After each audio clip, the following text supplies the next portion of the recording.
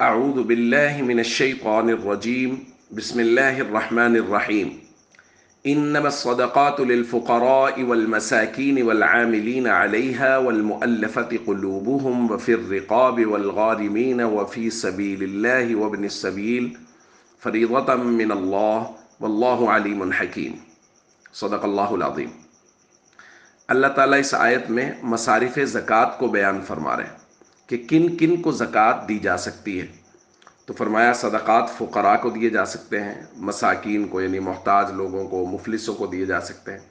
والعاملین علیہا اور وہ لوگ جو زکوٰۃ وصول کرنے پر مامور ہیں ان کو دی جا سکتی، والمؤلفۃ قلوبہم،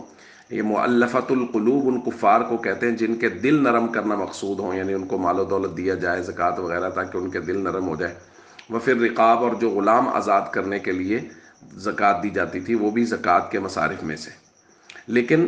آج کے دور میں عاملین علیہا یعنی جو زکوٰۃ وصول کرنے پر مامور ہیں، مؤلفۃ القلوب یعنی کفار کو زکوٰۃ دینا، وفی الرقاب اور غلام، یہ تینوں یہاں موجود نہیں ہیں، اس لیے یہ تین نکل گئے، یہ مصارف زکوٰۃ میں شامل نہیں ہیں۔ اب پہلے دو فقراء اور مساکین، تیسرا ہے والغارمین، مقروض یعنی ایک آدمی کے پاس تھوڑی بہت جمع پونجی ہے لیکن وہ اتنی ہے کہ اس سے اس کا قرض ادا نہیں ہوں گے، اس پر اتنا قرض ہے، تو کوئی آدمی اگر قرض ادا کرنے کے لیے اس کو زکوٰۃ دے دیتا ہے تو زکوٰۃ دی جا سکتی ہے۔ اس کے بعد ہے وفی سبیل اللہ، جو لوگ اللہ کے راستے میں یعنی جہاد فی سبیل اللہ والے لوگ اللہ کے راستے میں ہیں، جو علم حاصل کرنے کے لیے گھر سے نکلے ہوئے ہیں، طلباء مدارس میں علم حاصل کر رہے ہیں، کیونکہ نبی کریم صلی اللہ علیہ وسلم نے فرمایا من خرج فی طلب العلم فهو فی سبیل اللہ حتی یرجع، جو علم حاصل کرنے کے لیے گھر سے نکلا واپس آنے تک وہ اللہ کے راستے میں۔ اور آخر میں ہے ابن السبیل، مسافر کو کہتے ہیں۔ مسافر اگر کسی جگہ سفر میں ہے، گو کہ وہ اپنے مقام پر جہاں وہ رہتا ہے وہاں وہ بھلے ہی مالدار ہو، لیکن وہ نکلا سفر پہ، شرعی سفر پہ، راستے میں اس کی جیب کٹ گئی، راستے میں اس کے ساتھ کوئی حادثہ پیش آ گیا، مال اس کے پاس ختم ہو گیا، تو اس کو بھی زکوٰۃ دی جا سکتی ہے۔ تو فقراء اور مساکین میں یہ ضابطہ سمجھ لیجئے کہ ہر وہ شخص جو نصاب کے بقدر پیسوں کا مال کا مالک ہے اس کو زکوٰۃ نہیں دی جا سکتی، جس کے پاس نصاب موجود ہے، یعنی جس کے پاس سونا چاندی اگر مکس ہے تو 1 تولہ سونا 1 تولہ چاندی بھی اگر کسی کے پاس ہے تو اس کو زکوٰۃ نہیں دی جا سکتی، چونکہ ان کی قیمت ملے گی تو وہ 52.5 تولہ چاندی سے زیادہ ہو جائے گی، جیسا کہ ہم نے کل بات کی تھی۔ اسی طرح اگر کسی کے پاس مال تجارت اتنا ہے کہ وہ 52.5 تولہ چاندی کی قیمت سے زیادہ ہو جائے تو اس کو زکوٰۃ نہیں دی جا سکتی۔ نقدی اتنی ہے کہ 52.5 تولہ چاندی کی قیمت سے زیادہ ہو جائے تو اس کو زکوٰۃ نہیں دی جا سکتی۔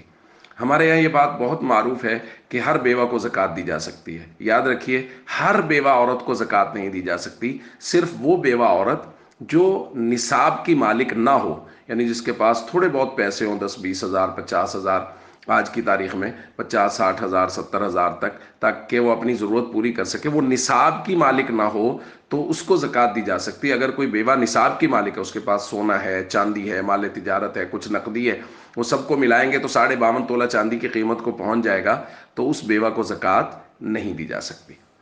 ایک اور مسئلہ یہاں ہمیں سمجھ لینا چاہیے کہ رشتہ داروں کو زکوٰۃ نہ صرف دی جا سکتی ہے بلکہ رشتہ داروں کو زکوٰۃ دینے کا ثواب زیادہ ہے۔ نبی کریم صلی اللہ علیہ وسلم سے ایک صحابیہ پوچھنے کے لیے آئی تھی کہ کیا رشتہ داروں کو زکوٰۃ دی جا سکتی ہے، تو نبی کریم صلی اللہ علیہ وسلم نے فرمایا تھا لہا اجران، وہ عورت جو رشتہ داروں کو زکوٰۃ دے گی اسے 2 اجر ملیں گے، اجر القرابہ رشتہ داری کے ساتھ، رشتہ داروں کے ساتھ حسن سلوک کا اجر، وہ اجر الصدقہ اور اللہ کے راستے میں خیرات کرنے کا، صدقہ دینے کا اجر۔ تو رشتہ داروں کو زکوٰۃ دینا ڈبل ثواب رکھتا ہے۔ تو اس لیے ہم سب کو چاہیے ہم مصارف زکوٰۃ کی چھان بین کر کے، تحقیق کر کے وہاں زکوٰۃ کو دیں، اور خاص طور پہ رشتہ داروں میں اہمیت کے ساتھ دیکھیں کہ جو مستحق ہیں ان کو زکوٰۃ دی جائے۔ السلام علیکم ورحمۃ اللہ وبرکاتہ۔